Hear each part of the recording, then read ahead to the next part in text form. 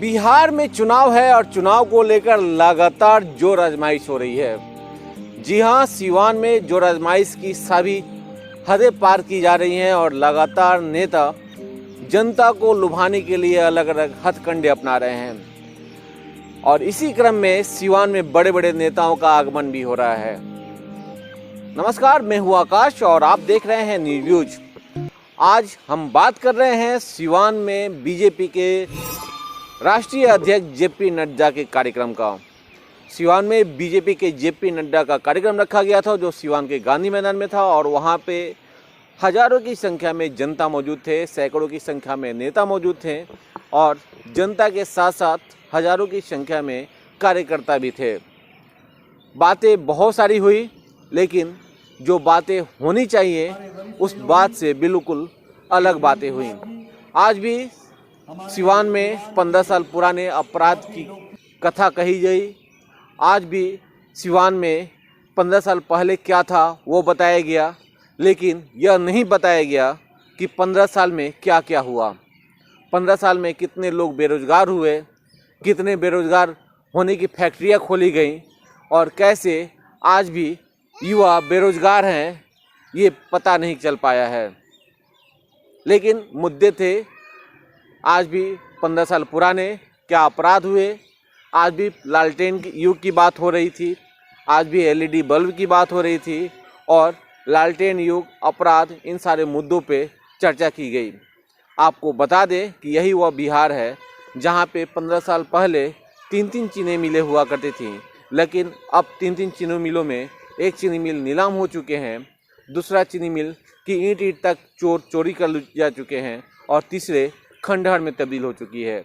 एक सीता मिल था, वो भी अब बेरोजगारी पैदा करने के लिए एक मशीन बना दी गई है। अब वहाँ इंजीनियरिंग कॉलेज खुलने जा रहे हैं, लेकिन बीजेपी के राष्ट्रीय अध्यक्ष ने 15 साल पुरानी बात याद दिलाई, रोजगार की बात नहीं हुई।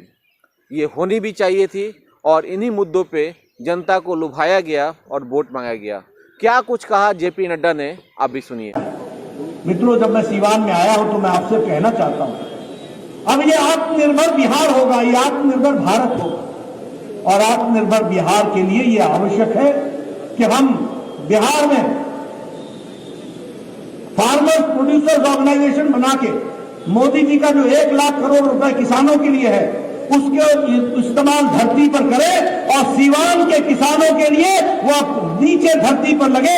पैसा मोदी जी का होगा, सरकार का होगा, लगाया जाएगा आपके द्वारा, इस तरीके की व्यवस्था होगी, उसके लिए हमको काम करना है।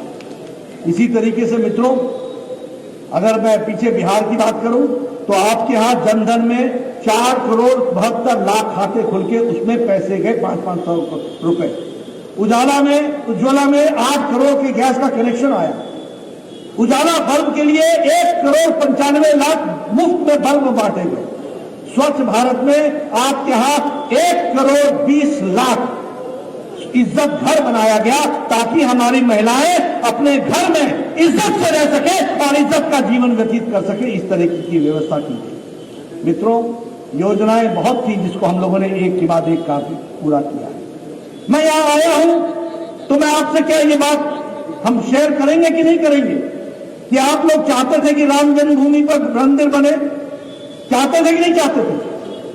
और कांग्रेस ने लटकाने, अटकाने और भटकाने का काम किया था कि नहीं किया था? कपिल सिब्बल ने रोका था कि नहीं रोका था? मोदी जी ने प्रधानमंत्री बनने के बाद दोबारा डे टू डे हियरिंग करा करके सर्वसम्मति से राम जन्मभूमि का फैसला कराया और भव्य राम मंदिर अब वहां बन रहा है, इसकी हमको ध्यान में रखना चाहिए। धारा 370 हम नारा लगाते थे, एक देश में 2 निशान, 2 विधान, 2 संविधान नहीं चलेंगे, लेकिन जब आपने मोदी जी को दोबारा प्रधानमंत्री बनाया तब जाकर के धारा 370 धाराशाही हुआ और हम सफल हुए। इसको हमको समझना चाहिए। मित्रों, जब मैं सीवान में आया हूं तो मैं आपसे चर्चा करना चाहूंगा कि हमने लगभग रेलवे की 2720 करोड़ रुपए की स्कीम को सैंक्शन किया है। अर्बन डेवलपमेंट के लिए, स्मार्ट सिटी के लिए 545 करोड़ रुपए देने का काम किया है। इस इलाके से लेकर के आगे तक फिशरीज में लगभग 172 करोड़ रुपए खर्च करने का काम किया है। मित्रों, जैसा कि हम सब जानते हैं, अभी हमारे मंगल जी चर्चा कर रहे थे, मैं इनसे पूछ रहा था कि भाई यहाँ का मेडिकल कॉलेज बन रहा है कि नहीं बन रहा है। मुझे खुशी है कि जब मोदी जी प्रधानमंत्री रहे, मुझे स्वास्थ्य मंत्री बनने का मौका मिला और मंगल पांडे को यहाँ स्वास्थ्य मंत्री बनने का मौका मिला, तो मैंने 11 मेडिकल कॉलेज बिहार को दिए, जिसमें सिवान का मेडिकल कॉलेज भी आता है। ये भी हमको ध्यान में रखना चाहिए। इसलिए मित्रों, जब हम इन सारी बातों को करते हैं तो हमें ध्यान रखना चाहिए कि हमने कैसी सरकार चुनी, कौन सी सरकार चुनी जो आपके हितों के लिए काम करे, आपकी रक्षा के लिए काम करे। यह चुनाव कोई मंगल पांडे का चुनाव नहीं है, यह चुनाव यहाँ के प्रत्याशी का चुनाव नहीं है, यह चुनाव बिहार के विकास का चुनाव है। यह चुनाव जीवन के अंदर शांति, अमन, चैन रहे, इसका चुनाव है। इसको हमको समझना चाहिए, इसको हमको ध्यान में रखना चाहिए। इसलिए आप सब लोग, क्या आप चाहते हैं कि लालटेन युग आए? चाहते हैं? क्या चाहते हैं कि बिजली ढिबरी में बदल जाए? आप लालटेन युग चाहते हैं या एलईडी युग चाहते हैं? बताइए, कौन सा युग चाहते हैं? आप कानून राज चाहते हैं या गुंडा राज चाहते हैं? आप बताइए, आप बाहुबली चाहते हैं या विकास का बल चाहते हैं? आप बताइए कि आप लूट की सरकार चाहते हैं या डीबीटी से सीधा सीधा आपके खाते में पैसा जाए, इसकी व्यवस्था चाहते हैं? मित्रों, अगर ये सब चाहते हैं तो रास्ता एक है, रास्ता है एनडीए। हमारा एनडीए के प्रत्याशी, बीजेपी का प्रत्याशी, जनता दल यूनाइटेड का प्रत्याशी, हम पार्टी का प्रत्याशी और वीआईपी पार्टी का प्रत्याशी, इनको चुनाव जिताना बिहार का विकास की कहानी लिखने के बराबर है। ये हमको समझना चाहिए। और इसीलिए, और कहने के लिए मैं नहीं कह रहा हूं, याद है ना, मैं बिहार का हूं, मुझे मालूम है 15 साल पहले यहां क्या होता था। शाम को 5 बजे के बाद बाजार में निकलने की हिम्मत होती थी? और क्या शहाबुद्दीन यहां दंडराता था कि नहीं दंडराता था? याद है 2 भाइयों को तेजाब में डाल दिया था? याद है तीसरे भाई जो गवाह था उसको मार दिया था? और याद है कि लालू के राज में वो घूमा करता था?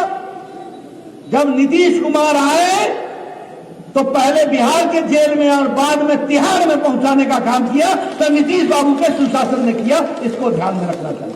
क्या चाहते हैं आप? फिर से वैसी सरकार चाहिए? तेल पिलावन, डंडा भाजन, वो वाली सरकार चाहिए? लालटेन वाली सरकार चाहिए? और सुन लो एक बात, आरजेडी के साथ मिल गया माले, मार्क्सिस्ट लेनिनिस्ट, ये तो अराजक पार्टी है ही है। वो विध्वंसकारी पार्टी जो विध्वंस को अपना रूप मानते हैं। इछड़ी कांड भूल गए? इछड़ी कांड, पिपरा कांड भूल गए? किस तरीके से इन लोगों ने वहां पर उद्यम मचाया था, तांडव, मौत का तांडव नृत्य किया था, हम भूल गए? और कांग्रेस पार्टी और राहुल बाबू के बारे में क्या बोला जाए? ये तो पाकिस्तान के वकील बन गए। अभी कल फहाद चौधरी, पाकिस्तान का मंत्री, बोलता है पुलवामा हमने किया, इमरान खान ने किया। ये उनका मंत्री पार्लियामेंट में जवाब दे रहा है। राहुल जी, आप जो बोला करते थे कि पाकिस्तान का कोई हाथ नहीं है, ये कौन है पाकिस्तान की बात ऐसी बरगलाने की है? आपको देश से माफी मांगनी चाहिए। आप पाकिस्तान के वकील बने, कोई धारा 370 हटाई गई तो आपने जो वक्तव्य दिया, इमरान खान ने उस दलील को लेकर के संयुक्त राष्ट्र में आपकी दलील को लेकर के अपना आर्ग्यूमेंट बनाया, अपनी दलील बनाई। आप भारत की बात बोलते हैं या पाकिस्तान की बात बोलते हैं? और ये लोग मिल गए आपस में, अराजक, विध्वंसकारी, और देश में देश की बात करने का नहीं, पाकिस्तान की डफली बजाने वाली कांग्रेस पार्टी होगी। क्या ऐसे लोगों को वोट डालोगे? क्या इन लोगों ये बिहार का विकास करेंगे? इन्होंने बिहार को पीछे ढकेला था कि नहीं ढकेला था? आप बताइए। मुझे याद है मंगल जी, मैं पिछले चुनाव में बेतिया में था, तो एक बेचारा गरीब नौजवान साइकिल पर नीतीश कुमार का भाषण सुनने आया था।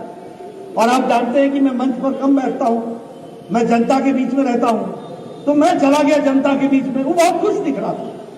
हम बोले बहुत खुश हो, क्या बात है? बोले नीतीश बाबू आए धन्यवाद। हमने कहा नीतीश बाबू आए हैं तो खुशी बहुत है, क्या बात है? बोला साइकिल लेके आया हूं।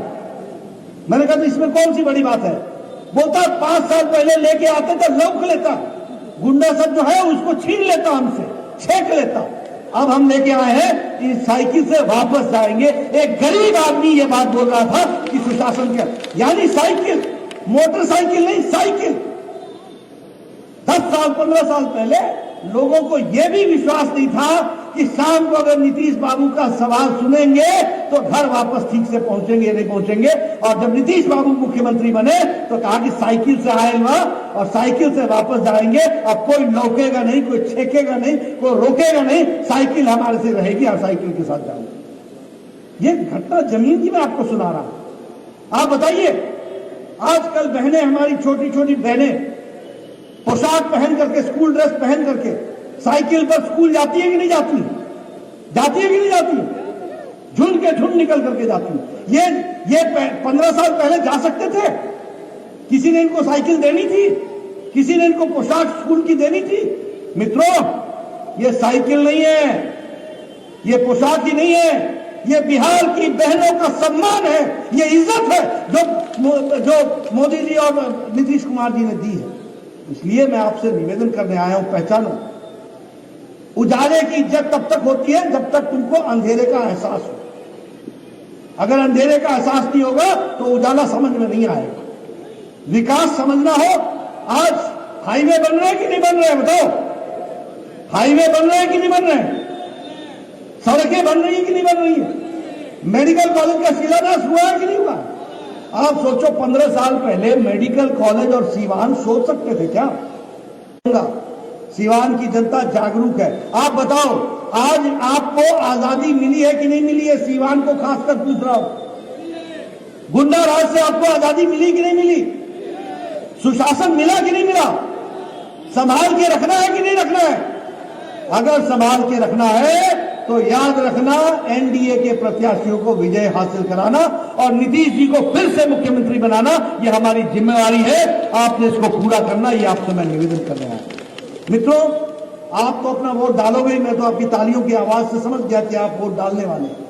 लेकिन मैं आपसे निवेदन करने आया हूं, अपना भाई, अपना चाचा, अपना ताया, अपना फूफड़, अपना फूफा, दादा, बेटा, सबसे निवेदन करिए कि बीजेपी एनडीए के कैंडिडेट को जिताना, जदयू के कैंडिडेट को जिताना, हम पार्टी को जिताना, वीआईपी पार्टी को जिताना, ये हमारी जिम्मेवारी है अगर हम बिहार को आगे ले जाना चाहते हैं। और मुझे पूरा विश्वास है कि आप जरूर इसको करेंगे और इस यात्रा में हम सब लोग सहयोगी होकर के आगे बढ़ेंगे।